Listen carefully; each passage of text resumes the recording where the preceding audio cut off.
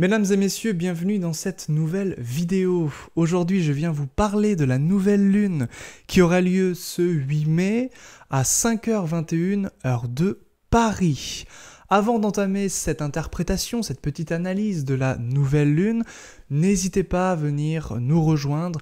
J'envoie en ce moment des mails, j'écris des mails quotidiennement.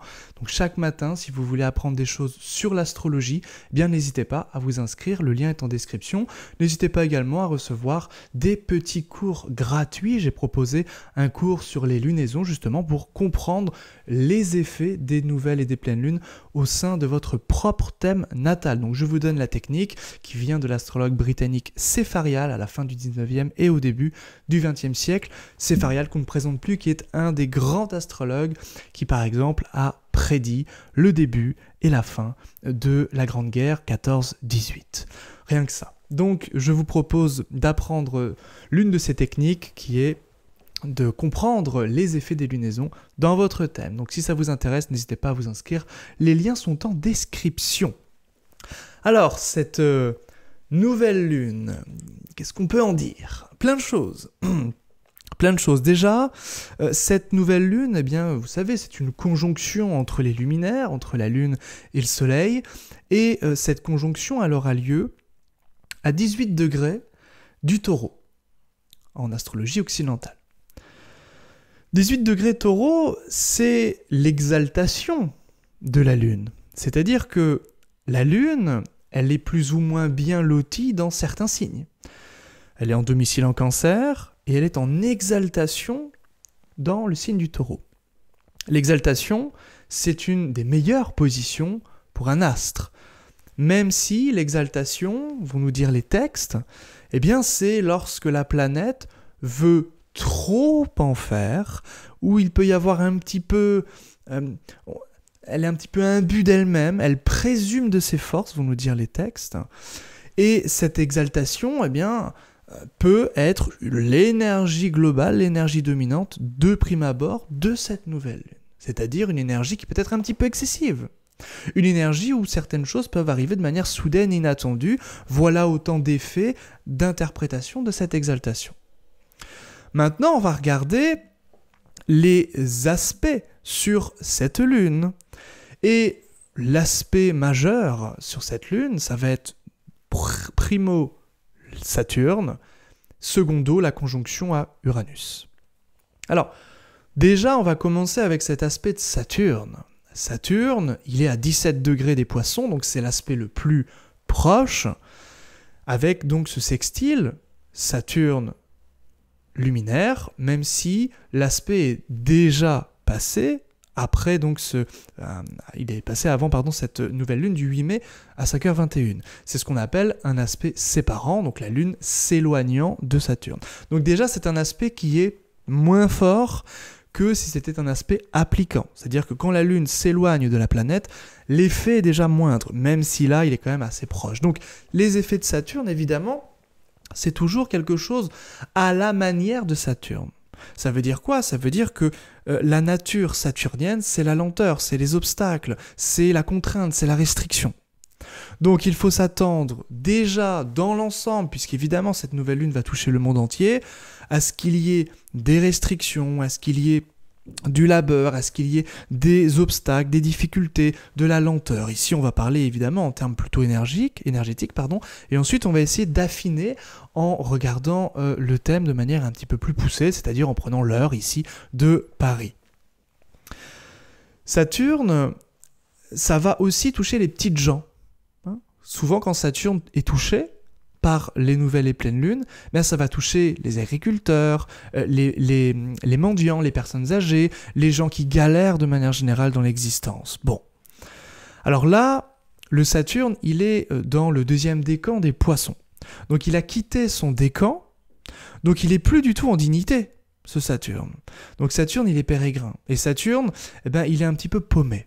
Parce que la pérégrinité, c'est comme un vagabond, c'est une personne qui n'est plus chez elle. Donc là, la planète, elle est entièrement dépendante de ses dispositeurs. Alors son dispositeur ici, je vais m'atteler au dispositeur par domicile, qui est Jupiter. Et Jupiter, Il est en conjonction avec Uranus, qui peut recréer un petit peu de la colère chez les petites gens, chez les ouvriers, chez les paysans. Alors les ouvriers, c'est plutôt Mars. Chez les paysans ici, chez les agriculteurs, chez les gens vraiment qui galèrent. Ou parfois aussi, on peut parler aussi des vieilles personnes, des personnes qui sont hospitalisées ou des personnes qui sont un petit peu marginalisées. Tout ça, ça va être les gens en lien avec Saturne, donc peuvent être aussi... on peut en entendre parler, bien évidemment. À noter que, je ne peux pas ne pas le voir, dans le thème ici de la France, donc avec un ascendant à 19 du Bélier, je vous mettrai le lien à côté, enfin le thème à côté, eh bien il y a un amas planétaire en maison 12, et la maison 12, on le sait, c'est une maison de délinquance, hein, surtout quand il y a du Mars et du Saturne dedans, quand il y a du Neptune dedans, c'est en lien avec les drogues, avec les stupéfiants, en lien avec le trafic de stupéfiants, le trafic de drogue. Donc, surtout que ce Mercure va être pile sur l'ascendant. Donc, on va parler ici, en France particulièrement, de la santé. Mercure en lien avec l'ascendant, donc ça c'est la santé. C'est aussi le corps, c'est la vie de manière générale. Hein. Et puis, Mercure, ça va évidemment nous renseigner sur tout ce qui peut s'apparenter aux moyens de se déplacer, aux moyens de locomotion. Donc on peut parler des véhicules, on peut parler peut-être des trains, peut-être des, je sais pas moi, des tramways ou des métros ou ce genre de choses qui peuvent être un petit peu perturbés. Pourquoi perturbés ? Parce que Mercure est dans l'axe des nœuds, hein, tout simplement.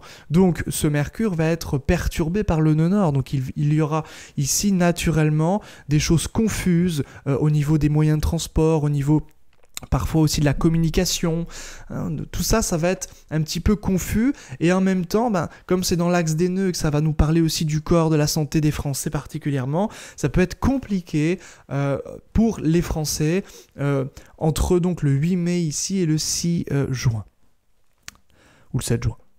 C'est-à-dire jusqu'à la prochaine nouvelle lune. Donc ça va parler de la santé particulièrement, je pense, ici. Je jette un petit coup d'œil à la fois en même temps sur l'astrologie de l'école de Hambourg, et je m'aperçois que lorsqu'on prend le milieu de ciel, qui va nous renseigner sur les Français eux-mêmes, eh bien ce milieu de ciel va être conjoint à Cupidon. Cupidon, c'est la famille. Donc on peut parler un petit peu en ce moment de la famille française particulièrement. Et ce qui est très intéressant, c'est que eh bien, il peut y avoir une nouvelle un petit peu soudaine, inattendue, qui va concerner des familles françaises, puisqu'il y a Uranus qui vient apparaître dans la course ici, hein, en lien avec Cupidon et milieu de ciel. Je vous mets le thème pareil à côté. Et surtout, ce milieu de ciel, il est au mi-point de Mars-Hadès. C'est surtout celui-ci, moi, que voilà, m'inquiète un petit peu. Alors, inquiéter est un bien grand mot, mais Mars-Hadès, c'est des choses, des activités malveillantes, des activités sales, des activités viles. Donc est-ce qu'il n'y aurait pas un regain de violence au sein des familles françaises, hein, au sein de l'intimité des familles françaises, donc des gens un petit peu qui se font tabasser, hein, c'est des choses qui sont possibles, hein, en tout cas dans cette grande énergie, parce que ça va être au mi-point de Mars-Hadès, c'est vraiment l'activité sale. On peut penser beaucoup aux choses violentes. C'est éventuellement, ça va nous parler aussi des crimes en lien avec des familles, hein, parce que Mars-Hadès, c'est la mort violente, sale. Voilà, donc des choses, des effusions de sang en lien avec des familles. Alors le milieu de ciel est également en lien au mi-point du nœud nord Poséidon. Donc là, ça peut être des groupuscules, hein, ou des groupes qui se mêlent entre eux, en lien avec la spiritualité, en lien avec des grandes idéologies. Ça peut être en lien avec des sectes, hein, également, avec cette configuration-là. Et en fait, c'est ici les Français qui peuvent s'unir, se regrouper dans des communautés qui vont faire des actions viles, qui vont se regrouper pour faire des actions sales. Ou alors, autre interprétation possible, et tout ça va aussi avoir une pertinence, c'est que, parce que la symbolique ici est immense et infinie, c'est que Mars-Hadès, ça peut être aussi des activités, tout ce que j'ai dans mon thème d'ailleurs, des activités en lien avec le passé, des activités solitaires. Donc ici c'est très intéressant, ça veut dire qu'il peut y avoir à la fois des familles qui finalement se retrouvent dans une forme de solitude. C'est très paradoxal comme comme interprétation et comme placement. Cupidon, Mars-Hadès. Mars-Hadès, ça peut aussi être voilà, les activités en solitaire du passé, sur les choses cachées, sur les choses qui ne sont plus, qui sont mortes en réalité. Et on peut se regrouper pour travailler sur ce genre de questions également. Et évidemment, ça peut être de manière très symbolique la mort de la famille. Hein, aussi ici, en termes très... symbolique bien entendu, dans cette grande énergie-là. Il y a aussi Saturne qui est pas très très loin, Saturne-Pluton en lien avec la famille française. Donc c'est vraiment ici un délitement, un détachement, un déracinement de cet aspect social, familial ici particulièrement. Bon. Donc voilà déjà des petites particularités. Si je prends l'ascendant comme nouveau point ici, eh bien j'ai quand même l'ascendant avec Admète. Alors ça peut être tout ce qui peut s'apparenter à la terre, tout ce qui peut s'apparenter un petit peu à la paralysie, à l'arrêt un petit peu des choses, hein, puisque Admettre, c'est tout ce qui va renseigner sur les choses lourdes, les choses concrètes, la matière vraiment inerte, c'est vraiment cette idée-là. Et donc ici, il peut y avoir aussi cet ascendant, c'est-à-dire l'ascendant, ça va renseigner sur le paysage français. Donc ça peut être par exemple des travaux, des choses qui font que les choses sont arrêtées, ou il peut y avoir de la circulation qui est arrêtée. Mercure n'est pas très très loin non plus, donc il peut y avoir des perturbations au niveau de la circulation, comme le laissait sous-entendre le thème occidental traditionnel avec Mercure, maître de la maison 3 ici, perturbé dans l'axe des nœuds. On retrouve la même symbolique. On revient un petit peu justement sur ce thème occidental pour maintenant vous parler un tout petit peu des grandes énergies et comment vous pouvez, vous, dans votre existence, vous servir de ces énergies-là. On va commencer justement par ce Mercure, puisque là, on en a parlé un petit peu, il est au 3e décan du Bélier, donc les signes de feu, vous allez pouvoir profiter de cette énergie mercurienne pour vraiment pouvoir influencer, convaincre, persuader, être un orateur, vendre pour faire parler de vous, voilà, pour essayer peut-être de bien parler, de faire des belles phrases, des belles tournures de phrases, peut-être pour avoir ce que vous voulez, une promotion, une augmentation, que sais-je, peu importe, mais souvent Mercure fait les choses par intérêt, surtout quand il va être ici en lien avec Mars, puisqu'il est dans son signe. Et Mars, justement, est entré en Bélier, donc on va aussi parler de ça juste après. Donc le Mercure ici, il est très bon pour les 3e décans du Bélier, du Lion et du Sagittaire, c'est-à-dire les signes de feu. Vous allez pouvoir vous bénéficier de ce Mercure extraverti, de ce Mercure diurne, pour justement pouvoir utiliser votre expression orale et parfois même écrite. Ici, les maîtres de 3, ça peut être aussi l'idée que les Français se mettent à écrire tout simplement au niveau très symbolique ici, ou s'expriment du moins. Alors si c'est encore des débats, bon ça peut être des choses sans fin bien entendu, mais ça peut être favorable donc pour les signes de feu que je viens d'évoquer, également pour le 3e décan du Verseau et des Gémeaux. Peut-être un petit peu plus complexe pour le 3e décan Capricorne, Cancer et Balance. Alors pour vous, eh bien c'est peut-être l'idée d'essayer d'être dans cette distinction, ce discernement, de peser le pour et le contre, de ne peut-être pas prendre de décision tout de suite, de décision hâtive tout de suite, puisque vous risquerez d'être un petit peu berné, peut-être par les Béliers, Sagittaires et Lions. Enfin, je rigole. Mais c'est vraiment cette énergie de Mercure qui peut être un petit peu travaillé pour les Capricornes, Cancer et Balance. Ensuite, on avait parlé un petit peu de Mars, puisque ce Mercure va dépendre de Mars, donc le socle sur lequel repose cette discussion, eh bien, c'est Mars, donc d'un point de vue très mondial, Mercure, ça peut être, on est en train de débattre, on est en train de parler, de superviser des choses en lien avec le combat, en lien avec la guerre, en lien avec le Bélier. Le Bélier, ça fonce, le Bélier, c'est le combat, le Bélier, c'est en lien avec Mars, c'est un signe cardinal, donc c'est des activités, des actions. Et là, le Mars, justement, il est rentré dans ce signe du Bélier. Donc, ça va être très favorisé pour les signes de feu ici, qui sont très favorisés par rapport à cette activité, cette action, cette entreprise ou cette manière d'entreprendre les choses serait plus juste de dire comme ça. 1er décan, donc, des signes de feu, Sagittaire, Bélier, Lion. Et puis, 1er décan du Verseau, 1er décan des Gémeaux, c'est exactement pareil que tout à l'heure. Voilà, avec cette grande énergie martiale. Alors évidemment, ça c'est quand Mars rentre en bélier, hein, surtout qu'ici il va entrer en contact du nœud nord, et bien il va pouvoir y avoir une intensification de la guerre, une intensification des actions meurtrières, des crimes et toutes ces choses-là, notamment en France, parce que c'est en maison 12. Alors la maison 12, quand Mars est en maison 12, il y a souvent quelque chose en lien avec le confinement. Alors évidemment, il n'y aura pas un reconfinement maintenant, mais c'est l'idée que les Français peuvent rester un petit peu plus chez eux. Mais ça va aussi intensifier les difficultés, l'isolement dans les différents quartiers, un peu difficile ici, en lien avec des trafics de drogue notamment, et ça va accentuer aussi ces choses-là. Le nœud nord en maison 12 peuvent, dans un thème natal, nous renseigner sur des intoxications, hein, aussi. Donc là, ça va être voilà, une amplification de toutes ces symboliques. Donc évidemment, c'est pas des belles énergies, forcément. On a les maléfiques en maison 12, hein, c'est pas... faut aussi prendre ça en compte. Vénus, beaucoup l'énergie bien plus belle. Vénus, c'est l'amour, c'est les relations, c'est la beauté, c'est l'art, c'est l'écologie, c'est les animaux, c'est le bien-être, c'est prendre soin de l'autre et de soi-même et de ses relations.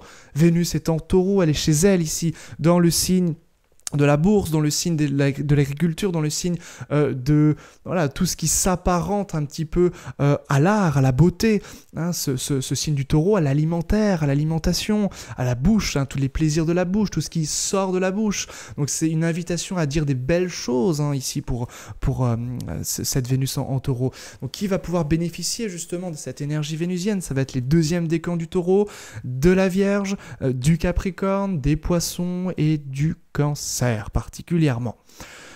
Qui va pouvoir bénéficier des énergies aussi du soleil? Attention, parce que le soleil va être à 18 du taureau, beaucoup d'énergie, hein, du taureau, on a donc une énergie très terre, hein, on retrouve notre ascendant Admète tout à l'heure de notre école de Hambourg. L'énergie de terre, c'est vraiment le concret, c'est la matière, c'est l'alimentation, c'est des problématiques au niveau alimentaire, hein, qui vont évidemment ressurgir avec Vénus, Lune, Soleil, Uranus, Jupiter. Tout ça va être ici dans le signe du taureau. Donc forcément, ça donne une grande énergie là-dedans. Jupiter va bientôt, lui, quitter le signe du taureau pour entrer pendant 1 an dans le signe des Gémeaux. Je ferai une vidéo particulièrement là-dessus. Et je referai aussi une vidéo sur les Jeux Olympiques avec l'école de Hambourg pour les prochains jours. Donc ne ratez pas cette prochaine vidéo. Et puis, qui va pouvoir bénéficier de ces énergies du soleil. Je parle beaucoup, mais j'essaie de ne pas me perdre dans tout ce que je dis et de retrouver mon fil. Qui va pouvoir bénéficier des énergies de ce soleil? Ça va être le 2e et 3e décan du taureau, de la Vierge, du Capricorne, des Poissons et du Cancer. Voilà pour ces grandes énergies. Mars, on en a parlé, Mercure, Vénus aussi. On a parlé du Soleil, Jupiter, il reste Jupiter. Et Saturne, bon, il est tellement lent que lui, il ne va pas vraiment avoir d'importance dans l'interprétation, parce qu'il n'a pas réellement bougé, mais Jupiter, lui, il est toujours conjoint à Uranus, évidemment, c'était le cycle où on a fait une vidéo là-dessus, et Jupiter, donc il va quitter ce signe du taureau, donc il va pouvoir y avoir ici peut-être un basculement, un bouleversement, par exemple, dans la bourse. Pourquoi? Parce que Jupiter, ici, il protégeait la bourse. Sauf que là, Jupiter, il va rentrer dans son lieu d'exil, et Uranus en taureau, c'est des bouleversements, particulièrement au niveau économique. Jupiter ici en taureau était favorable à l'économie, et lorsqu'il va passer en Gémeaux, attention, on va en parler durant la vidéo suivante, mais voilà, donc Jupiter ici, bon, c'est quand même la bonhomie, le bonheur, c'est quand même la chance, c'est quand même les opportunités à saisir. Donc ici, en fin du taureau, donc 3e décan du taureau, Capricorne, Vierge, 3e décan du Cancer également, qui est l'exaltation de Jupiter, et les Poissons, qui est le domicile de Jupiter, eh bien, vont être également favorisés par rapport à cette énergie. Mais Jupiter, voilà, qui est déjà là depuis un certain temps. Voilà, j'espère que j'ai été assez clair sur ces petites indications. Évidemment, ici, c'est un horoscope très général, très bref. Si vous désirez en savoir plus sur l'astrologie, et le mieux, c'est évidemment de vous former, c'est ce que je vous propose de faire avec mon école, mon académie, n'hésitez pas à rejoindre donc les cours gratuits. Si vous voulez aller beaucoup plus loin, vous former, n'hésitez pas, le lien est en description pour vous former, que ce soit en astrologie occidentale ou en astrologie indienne. Et puis, n'hésitez pas aussi à rejoindre le canal Telegram, puisque je suis toujours présent en envoyant des petits podcasts de temps en temps. Voilà, merci à vous et à très bientôt. Bye bye.